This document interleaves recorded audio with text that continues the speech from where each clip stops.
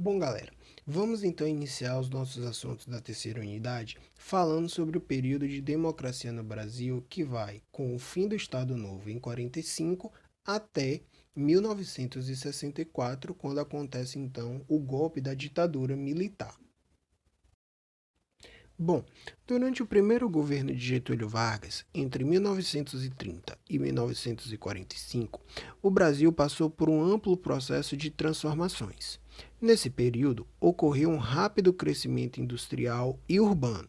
Além disso, os meios de comunicação em massa, como o cinema e o rádio, difundiram-se entre a população brasileira, tornando mais ágil a circulação de informações no país.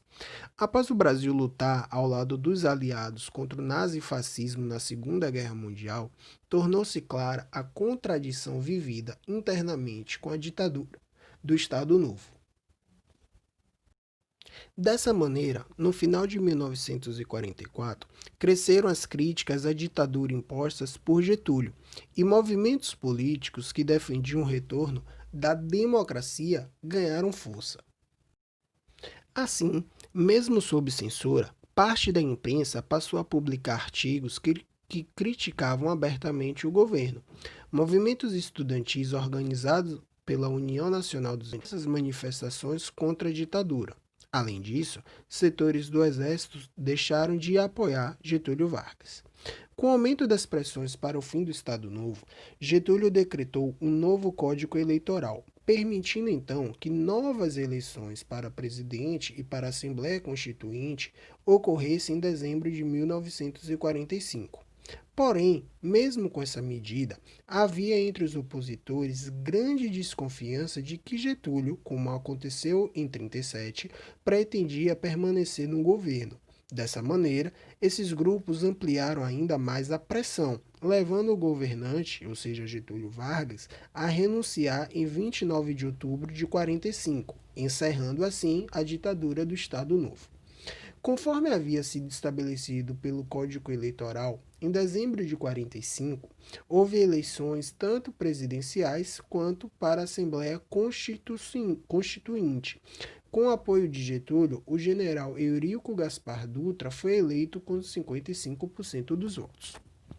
Durante o governo, o país teve sua gestão que se caracterizou pelo fortalecimento das relações políticas com os Estados Unidos. Dessa maneira, tal como acontecia nos Estados Unidos, no Brasil o governo passou a perseguir pessoas suspeitas de ter algum envolvimento com o comunismo. Diversos funcionários públicos foram demitidos por esse motivo. O Partido Comunista Brasileiro foi declarado ilegal e os parlamentares comunistas tiveram seu mandato cassado. Na economia, o governo de Dutra passou por duas fases. Nos primeiros anos, foram adotadas medidas que privilegiavam a abertura ao capital estrangeiro, ou seja, privilegiavam que países como os Estados Unidos, principalmente, dominassem a economia no Brasil e incentivavam também as importações. Porém, com a estagnação da indústria nacional e as dificuldades financeiras enfrentadas pelo país, um novo modelo econômico passou a ser praticado. Assim, foi adotada uma política que dificultava as importações, gerando então um pequeno crescimento da produção industrial brasileira.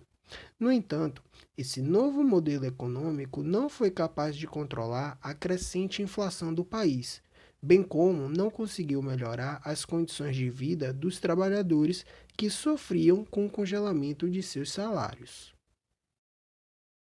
É legal falar que, em 1946, com a nova Constituição aprovada no Brasil, através dela houve a restauração do processo democrático eleitoral no país, estabelecendo o voto direto e secreto para os brasileiros alfabetizados de ambos os sexos.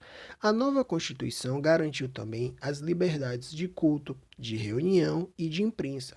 Porém, conservou o controle do Estado sobre os sindicatos, mantendo, por exemplo, a proibição de greves. O presidencialismo também foi mantido, porém, o poder do Congresso Nacional foi ampliado. Além disso, a legislação trabalhista, ou seja, todos aqueles direitos voltados aos trabalhadores criados pelo governo Vargas foram preservados. Nas eleições, então, de 1950, nas novas eleições, Getúlio Vargas concorreu novamente. Durante sua campanha, ele criticou o governo de Dutra, chamando a atenção para o descaso com que ele tratou as questões sociais do país. Getúlio foi eleito, assumiu novamente a presidência, dessa vez através do voto democrático, em 1951, e promoveu um governo centrado na consolidação dos direitos trabalhistas e no desenvolvimento da indústria nacional. A disputa entre nacionalistas e liberais ganhou força durante sua gestão, principalmente entre os militares. A questão central que dividia esses grupos estava relacionada à manutenção ou não do monopólio do Estado sobre o setor energético, ou seja, se o Estado deveria manter ou não o total controle sobre as reservas e as refinarias de petróleo, assim como sobre as usinas hidrelétricas e suas redes de distribuição. Os nacionalistas argumentavam que o Estado deveria manter esse controle. Já os liberais defendiam que empresas privadas, nacionais ou estrangeiras, que deveriam participar da exploração desses recursos. Os militares nacionalistas passaram então a ser perseguidos pelos militares liberais a partir de 52. Acusados de serem comunistas, os nacionalistas foram excluídos do comando das Forças Armadas Brasileiras, as quais também deixaram de apoiar Getúlio, que mantinha sua política nacionalista. Durante a década de 50, houve um crescimento da polarização política no Brasil, ou seja, cada vez mais as pessoas passaram a se concentrar em grupos com ideias extremamente opostas. Dessa maneira, formaram-se então dois agrupamentos principais, os conservadores e os progressistas. Os políticos conservadores se organizaram com base na junção dos anticomunistas radicais com os liberais. Esse grupo tinha o apoio de grandes capitalistas estrangeiros e era composto pelas oligarquias rurais e a alta burguesia comercial, industrial e financeira do Brasil. Já os políticos progressistas se formaram com base no apoio de comunistas aos nacionalistas. Em sua maioria, esse grupo era composto por trabalhadores urbanos e por intelectuais. Getúlio Vargas, então, ele ampliou as políticas nacionalistas de seu governo a partir de 53. Entre outras medidas, ele criou a Petrobras, empresa estatal que passou a deter o monopólio da extração de petróleo no Brasil, ou seja, apenas a Petrobras, empresa do Estado, poderia fazer a extração desse mineral. Em depolarização, durante o seu governo, Getúlio passou a sofrer duras críticas por sua posição nacionalista. Essas críticas ampliaram-se especialmente após o presidente conceder um aumento de 100% para o salário mínimo, em maio de 1954. Essa medida provocou grande descontentamento entre os empresários brasileiros. A crise política enfrentada por Getúlio se tornou ainda mais grave após um de seus maiores opositores, o jornalista Carlos Lacerda, sofreu um atentado, ou seja, uma tentativa de assassinato, em agosto de 54. O responsável por sua segurança de Getúlio, o major da aeronáutica Rubens Vaz, foi morto, enquanto o jornalista sofreu apenas um ferimento no pé. O chefe da segurança de Vargas, Gregório Fortunato, foi apontado então como o mandante do crime, gerando indignação entre os opositores do governo. Após o atentado, houve grande pressão, principalmente dos militares brasileiros, para que Getúlio renunciasse. Um manifesto assinado por generais da Marinha, do Exército e da Aeronáutica foi então entregue ao presidente, exigindo seu afastamento do cargo.